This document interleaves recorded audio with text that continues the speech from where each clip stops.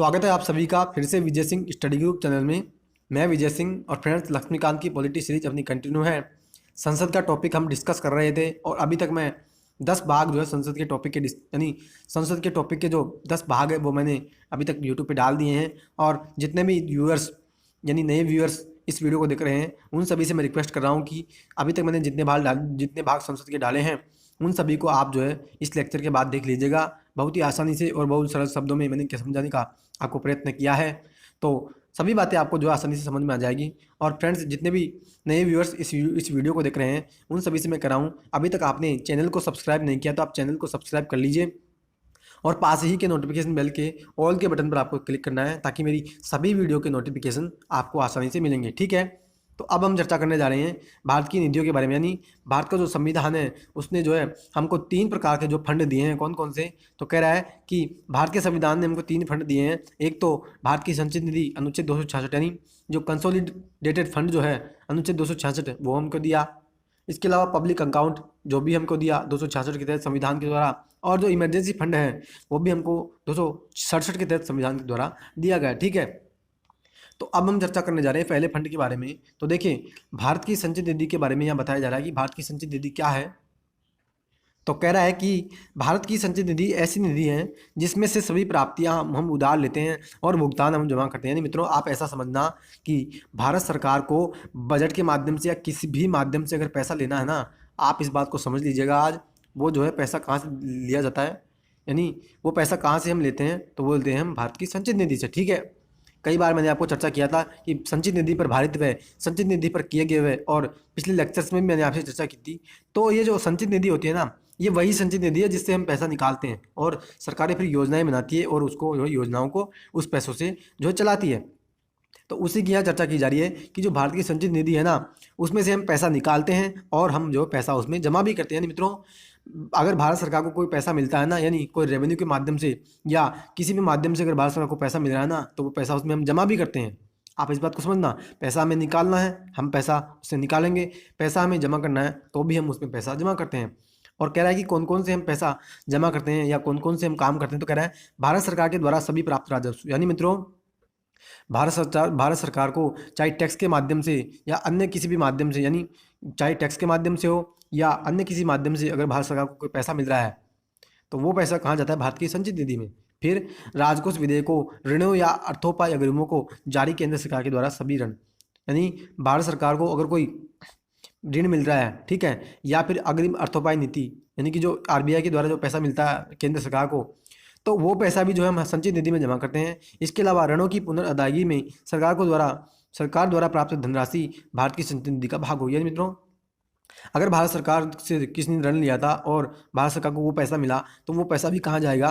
वो पैसा भी जाएगा संचित निधि के अंदर जाएगा। ठीक है, और अगर भारत सरकार ने भी कोई ऋण लिया तो वो भी पैसा हम संचित निधि में ही गिनते हैं। फिर भारत में सरकार की ओर से विधिक प्राधिकृत सभी भुगतान इसी निधि में से जो है किए जाएंगे। यानी मित्रों भारत सरकार को कोई भी अगर पैसा जमा कराना है ना तो वो पैसा हम जो संचित निधि से ही निकाल कर जमा कराते हैं। आगे करें कि इस निधि में से किसी भी धन को संसदीय विधि के सिवाय जारी या निकाला यानी विनियोजित नहीं किया जा सकता। मित्रों संसद ने जो प्रक्रिया बताई कि आप संचित निधि से पैसा कैसे निकालोगे, तो उसी प्रक्रिया से आप संचित निधि से पैसा निकाल सकते हो। और वो प्रक्रिया हमने चर्चा भी की थी पिछले लेक्चर में। कौन सी? बजट की, कि बजट सरकार लेकर आती है और बजट के लाने के जो है कारण सरकार जो है संचित निधि से पैसा निकालती है। वरना अगर सरकार को कोई आवश्यक नहीं कि बजट लेकर के आए, उसको पैसा निकालना है तभी तो वो बजट लेकर के आ रही है। प्रत्येक साल जब भी तो बजट लाया जाता है, चाहे राज्य सरकार हो चाहे केंद्रीय सरकार हो, इसी कारण से तो बजट लाती है। आगे अब हम बात कर रहे हैं कि जो लोक लेखा निधि यानी जो पब्लिक अकाउंट है वो क्या होता है और इसमें हम जो है किस किस को शामिल करते हैं। तो कह रहा है भारत का लोक लेखा सभी अन्य सार्वजनिक धन भारत सरकार का या उसके लिए भारत के लोक लेखा में से ऋण लिया जाता है। यानी मित्रों भारत सरकार की संचित निधि के अलावा जो भी पैसा हम डालते हैं वो हम किस में डालते हैं? लोक लेखा में। तो कौन कौन से? कह रहा है इसमें भविष्य निधि जमा, न्यायिक जमा, बचत बैंक जमा, विभागीय जमा आदि शामिल है। यानी मित्रों आप समझना जो भविष्य निधि होती है, यानी जो प्रोविडेंट फंड होता है उसका पैसा, इसके अलावा जो न्यायालय की जमा होती है, इसके अलावा जो बचत इसके अलावा बचत बैंक जमा, ठीक है, जो बैंक की जो पैसा होता है वो भी जो है लोक लेखा निधि में गिना जाता है, और विभागीय जमा होती है ना, वो भी हम लोक लेखा निधि में ही गिनते हैं। ठीक है। इस लेखे को कार्यकारी प्रक्रिया के द्वारा नियंत्रित किया जाता है, अर्थात इस खाते से भुगतान संसदीय विनियोजन के बिना किया जाता है। इस प्रकार के भुगतान मुख्यतः बैंक आदान प्रदान से संबंधित हैं। मित्रों, अभी मैंने आपको बताया था कि अगर भारत की सरकार जो है संचित निधि से अगर पैसा निकालना चाहिए तो वो बजट के माध्यम से ही निकाल सकती है, या संसद ने जो प्रक्रिया बनाई उसके माध्यम से। लेकिन लोकलेखा के बारे में यहाँ एक अलग बात बताई जा रही है, कैसी कि लोकलेखा निधि से तो पैसा जो है बिना जो है संसदीय प्रक्रिया के भी निकाला जा सकता है। और कैसे? जो हम दिन प्रतिदिन के जो बैंकों में भुगतान होते हैं ना, तो वो लोकलेखा निधि में गिने जाते हैं, और उसके लिए हम कोई अलग से बजट थोड़ी लेकर के आते हैं कि रोज़ रोज़ पैसा निकाल रहे हैं तो रोज़ रोज़ जो है हम जो है कोई यानी कि कोई विधेयक लेकर के आ रहे हैं, तो ऐसा नहीं होता। कोई जो उसके लिए प्रक्रिया हमने नहीं बनाई। लोकलेखा निधि से तो आप जो है पैसा जब चाहे जो है निकाल सकते हो। ठीक है। फिर अब हम तीसरी जो निधि यानी तीसरे फंड की बात कर रहे हैं। कौन सा? तो कह रहा है भारत की आकस्मिकता निधि, यानी जो भारत की इमरजेंसी फंड है उसके बारे में हम चर्चा कर रहे हैं कि संविधान संसद को भारत की आकस्मिकता निधि के गठन की अनुमति देता है। इसमें समय समय पर विधि द्वारा निर्धारित निधियां प्राप्त की जाती है। संसद के द्वारा भारतीय आकस्मिकता निधि अधिनियम 1950 से शुरू हुआ, और निधि को राष्ट्रपति की ओर से वित्त सचिव के द्वारा रखा जाता है। इन मित्रों, आप ऐसा समझना कि हमें जो तीन जो निधियां मिली है संविधान के द्वारा, कौन कौन सी? संचित निधि और लोकलेखा निधि, उसकी मैंने आपसे चर्चा की। और यहाँ आगे चर्चा की जा रही है कि आकस्मिक निधि यानी इमरजेंसी फंड भी होता है अलग से हमारे लिए। क्यों? क्योंकि मान लो कोई ऐसी परिस्थिति आ जाए, यानी कोई ऐसी विकट परिस्थिति आ गई कि हमें जो है पैसा अब चाहिए, तो उस परिस्थिति में जो है फिर हम जो है आकस्मिकता निधि से पैसा निकालते नहीं, क्योंकि जो संचित निधि है उसको उससे पैसा निकालने की तो हम बजट लेकर के आते हैं ना, तो बजट तो हम एक साल में एक बार ही ला सकते हैं। ठीक है। अब अगर हमें पैसा और आवश्यकता पड़ रही है कि किसी इमरजेंसी काम के लिए, तो फिर क्या हम बजट थोड़ी वापस लेकर के आएंगे? फिर तो हमें अगले साल ही लेकर के आना होगा। तब तक सरकार क्या करे? तब तक यानी विकट परिस्थिति का जो है सरकार कैसे जो है समाधान सुझाए, तो उसके लिए जो है हमने आकस्मिकता निधि बनाई है। यानी आप जो भैया आकस्मिकता निधि से जो है पैसा निकाल सकते हो, और अपनी जो विकट परिस्थिति आपके समक्ष जो उत्पन्न हुई है उसको आप जो है पूरा कर सकते हो।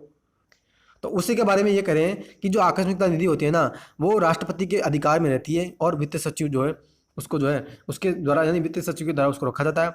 यह निधि राष्ट्रपति के अधिकार में रहती है, और किसी प्रत्याशित व्यय के लिए इससे वह अग्रिम दे सकता है, जिसे बाद में संसद के द्वारा प्राधिकृत करवाया जा सकता है। मित्रों, राष्ट्रपति के अधिकार में यह निधि रहती है। और इसके अलावा क्या होता है कि यानी जो भी पैसा हम निकालते हैं वो पैसा राष्ट्रपति हमें जो देते हैं निकाल करके, और फिर जब यानी पैसा तो हमने ले लिया, लेकिन हमें जो है संसद को उसको अनुमोदन करना है। नहीं, संसद ये देखेगी क्या पैसा जो वास्तव में लिया गया था वो सही था या गलत था, तो उसको जो है फिर संसद जो है बाद में प्राधिकृत यानी ऑथोराइज करती है संसद उसको बाद में।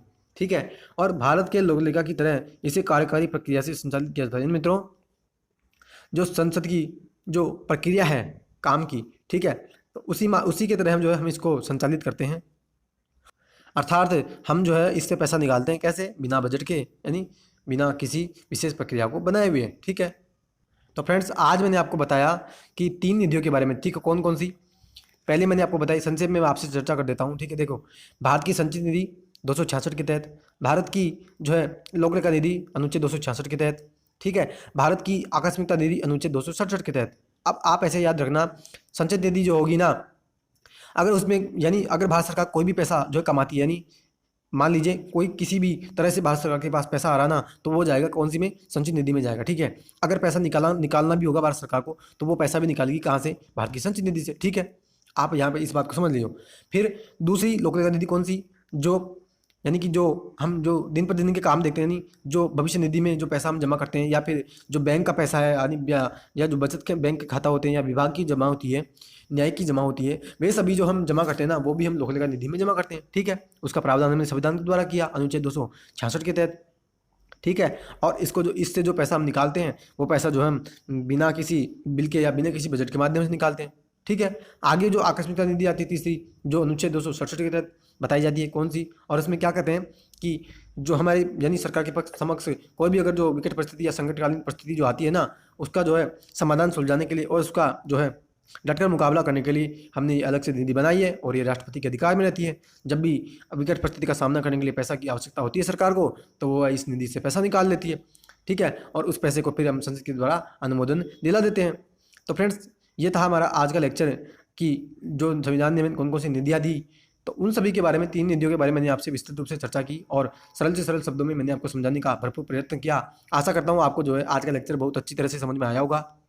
तो फ्रेंड्स, बहुत से एग्जाम में जो है ये यानी अनुच्छेदों के बारे में पूछ लिया जाता है कि जो है भारत की संचित निधि है, आकस्मिक निधि है या लोक निधि निधि कौन से अनुच्छेद के तहत जो है संविधान में जो है बताई गई है। तो अनुच्छेद आपको याद होनी चाहिए। इसके अलावा कौन कौन से जैसे प्रावधान है, तो जो बड़े एग्जाम्स है यानी यूपीएससी या स्टेट पीएससी की, तो उसमें जो है विस्तृत रूप से यहाँ पूछा जाता है। तो फ्रेंड्स, आज का लेक्चर आपको कैसा लगा, अपनी प्रतिक्रिया आप कमेंट बॉक्स में जरूर देना।